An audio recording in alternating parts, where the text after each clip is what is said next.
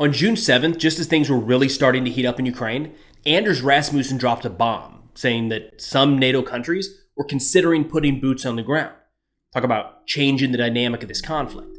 Rasmussen was the Prime Minister of Denmark before serving as the Secretary General of NATO from 2009 to 2014, so he's certainly tied into a lot of decision makers on that front.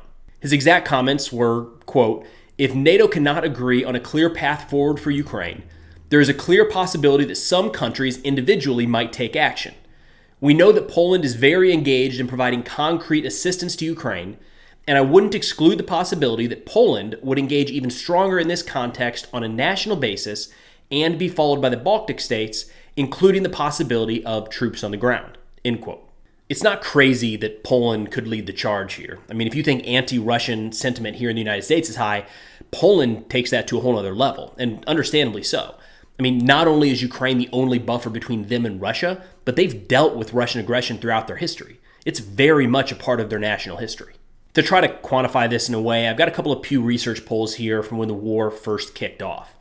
And I'm using that time period as opposed to right now, because at the start of the war is when negative views towards Russia really peaked here in the United States. So in June of 2022, 94% of Polish respondents said that Russia was a major threat. Compare that with 70% of US respondents that viewed Russia as an enemy in March of that same year. And I know that comparison isn't perfect. It's different questions asked at a different time of different countries, but I'm not sure we can get to 94% agreement on much of anything here in the United States. So I would read that as a pretty unified stance against Russia inside of Poland.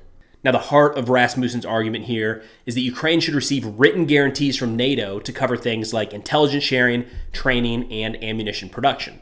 But even that, he says, may not be enough for some of the more hawkish member states. He thinks that even written guarantees may be seen as sort of a middle ground, while leaving the question of full NATO membership still up in the air.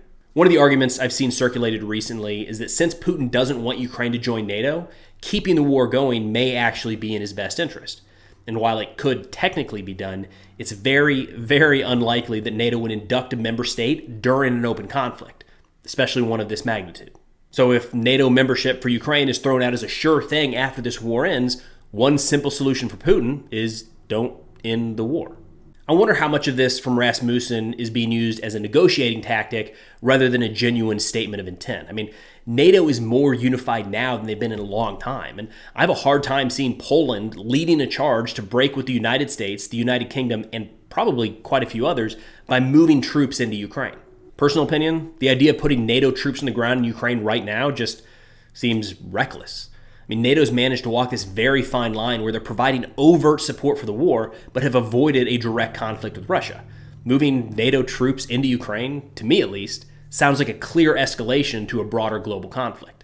Now, quick thank you to the sponsor of today's video, BattleCat. BattleCat is a one-man show putting out quality t-shirts, hats, stickers, and patches for the warrior community and anyone who enjoys shooting sports. Use the link in the description or the pinned comment to check out their gear, and any purchase over $75 qualifies for free shipping. Sticking with NATO here for a minute, there's a recent article arguing against membership for Ukraine. The United States should close NATO's open door and make clear that it does not support Ukraine joining the alliance. That's the first line of Justin Logan's recent article in the CATO Institute, and I thought it was worth getting into. Logan lays out 3 reasons to support his stance. First, he says, is that Ukraine's security does not affect the security of Americans, and even the outright control of Ukraine by Russia doesn't translate to greater Russian dominance in Europe. I do agree that Russia is not on the verge of European dominance, even if they emerge victorious in Ukraine, but I disagree with the concept that Ukraine has nothing to do with American security. For better or for worse, the current standing of the United States on the global stage is heavily impacted by how we assert influence around the world. So for an adversary like Russia to successfully challenge that order opens the door to a lot of unknowns. Now, this gets pretty complicated quickly, but if nations around the world start seeing Russia as the dominant player in Europe, able to brush aside whatever comes from the US, that changes how we're viewed and interacted with. I'm not suggesting that the United States falls apart if Russia succeeds in Ukraine. More just that I don't think it's totally accurate to say that Ukrainian security today has nothing to do with American security overall. Logan's second point has to do with the credibility of the defense commitment that comes with NATO membership.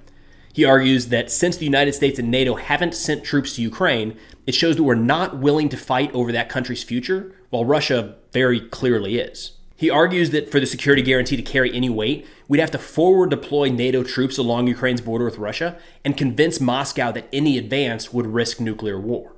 I actually think this portion raises a good debate around NATO as a whole. Just how far should the U.S. nuclear umbrella reach? And to be honest, I'm not sure many people in the United States are ready to risk the lives of American service members and potentially a nuclear exchange for a chunk of territory in the Donbass. Since this war began, there's consistently been very little support for sending American troops to Ukraine. I'm not sure that changes when the war ends, but that's essentially the promise we're making by bringing Ukraine into NATO. This kind of comes down to what's worth a global war, and the answer to that question varies quite a bit depending on which nation you ask. The last argument from Logan here is that the cost of Ukrainian NATO membership would overwhelmingly fall on the United States at a time where we have quite a few other domestic and international issues to work through. That one's kind of a toss-up to me. It doesn't seem overly convincing one way or the other. What I mean is the fact that we have a lot of major issues isn't new and isn't going to change anytime soon. So saying that we're too busy doesn't really come across as a reason, more like a justification after the fact. I really appreciate Logan having put this together. I mean, Ukrainian NATO membership is an important topic and one that deserves discussion. Overall, my personal opinion here, it's highly likely that Ukraine will join NATO, but not until some sort of peace agreement is reached or the fighting is stopped. It's just hard to see a scenario where after all of this NATO support, that when the time comes, the door to membership closes. Now, I understand the argument that bringing them in could further provoke Russia, but I think there'd be a borderline revolt with some of the more hawkish member states if Ukraine is denied. To me, it feels a bit like this decision has already been made, and it's just a matter of the war ending to formalize it. All right, and lastly here, we got a pretty important U.S. reaction to recent developments on the battlefields of Ukraine. All over the internet for a few days now have been pictures and videos of destroyed U.S. equipment in Ukraine, which is kind of expected. I mean, Ukraine and their allies made a pretty big deal out of this equipment being promised in the first place, so of course, Russia is going to make a big deal out of said equipment being destroyed. Now, just a few days after those first U.S. Bradleys were destroyed, a report came out that the U.S. would be replenishing Ukraine's stock. Carla Babb of Voice of America broke the news that the next U.S. aid package, valued at $325 million, would include Bradleys and Strykers that had been damaged or destroyed in the fighting. Not sure I've seen Strykers used in this offensive yet, so either I've missed that or these are just additional, not necessarily replacement. But either way, this ties into the larger discussion about a long war. My boring take on that subject is that a long war doesn't benefit anyone. There are far too many variables on each side to commit to that with any degree of confidence. And the main reason I say that on the Ukrainian side is that they're so reliant on Western aid to stay in the fight. Now, I wouldn't take one added shipment of Bradleys as a blanket statement that the U.S. plans to backfill all Ukrainian losses, but it is notable. I mean, there was a recent CNN article that I saw get picked up all across Russian media that said 16 Bradleys had already been destroyed. So out of 109 total sent, that means 15% are already out of the fight. That's a big deal, but all of a sudden becomes not so much of an issue when those Bradleys are immediately backfilled. And by immediate, I'm talking about the announcement. I don't know what the exact timeline is to get new equipment into Ukraine, but it does take some time, not like these are going to be there tomorrow. This has to raise some questions inside of Russia. I mean, yes, they have stopped a handful of attacks across the front and destroyed new Ukrainian equipment, but what does the fight look like in the coming weeks and months if Ukrainian armored vehicles are quickly replaced by their allies? That's hard to plan for. But that's all I got for now. Don't forget to check out the National Security Sit-Reps I put out regularly on Substack. Link is in the description below. Thanks for watching. I'll see y'all next time.